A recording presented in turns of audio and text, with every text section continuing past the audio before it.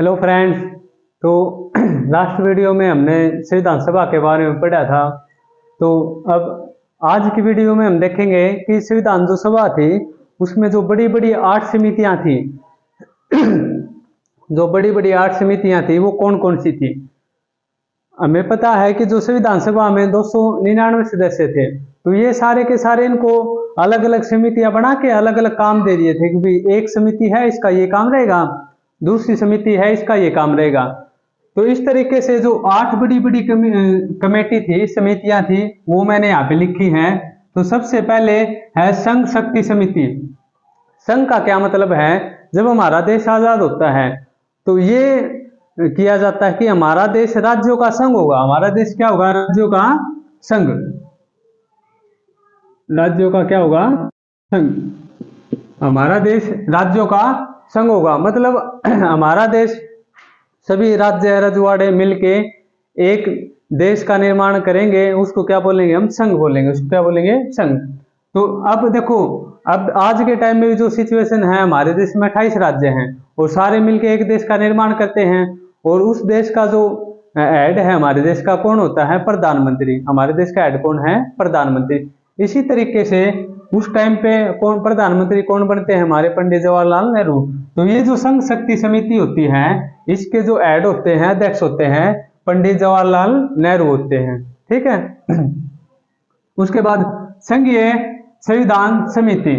तो जो संघ है, इसका जो संविधान बना रहे थे, इसका भी जो हेड है, उसका जो अध्यक्ष है, वो कौन चुना गया? इसके अध्यक्ष कौन चुने गए? पंडित जवाहरलाल नेहरू। इसके बाद प्रांतीय संविधान समिति। प्रांतीय संविधान समिति। तो हमारे देश में उस टाइम पे देखो, आज तो 28 है, लेकिन उस टाइम पे तो बहुत ज्यादा थे।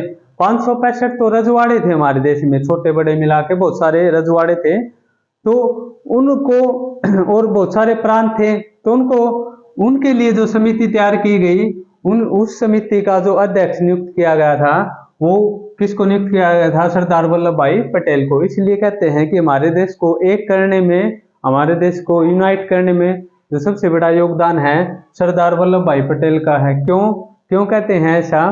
क्योंकि इनको वो काम दिया गया था कि भाई सबको मिलाओ और सब प्रांतों को एक साथ लेके आओ।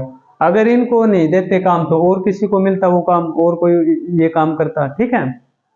तो जो प्रांतीय संविधान समिति थी, इसके अध्यक्ष कौन थे? सरदार वल्लभ भाई पटेल।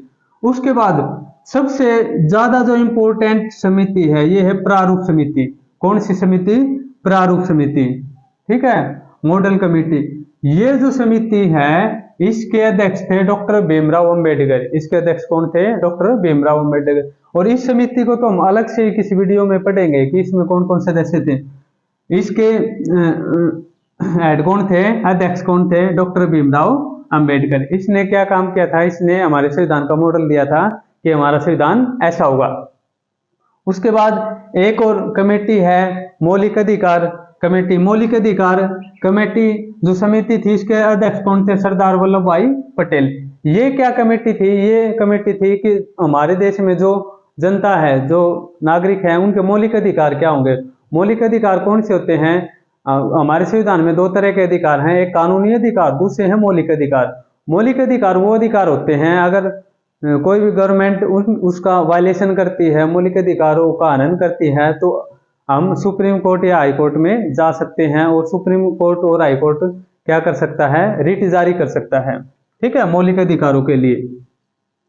उसके बाद प्रक्रिया नियम समिति, कि भाई इसके जो हमारी संविधान सभा है, इसकी क्या प्रक्रिया होगी, क्या नियम होंगे। इसके हेड कौन थे? डॉक्टर राजेंद्र प्रसाद। फिर राज्यों के लिए समिति।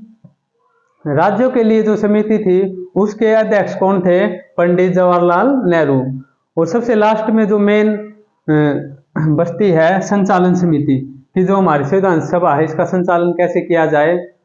पूरी संविधान सभा है, उसका संचालन कैसे हो, तो उसके लिए भी एक हेड की जरूरत पड़ेगी। और इसके हेड कौन थे? डॉक्टर राजेंद्र प्रसाद, जो कि हमारे संविधान सभा के स्थायी अध्यक्ष भी थे। ठीक है।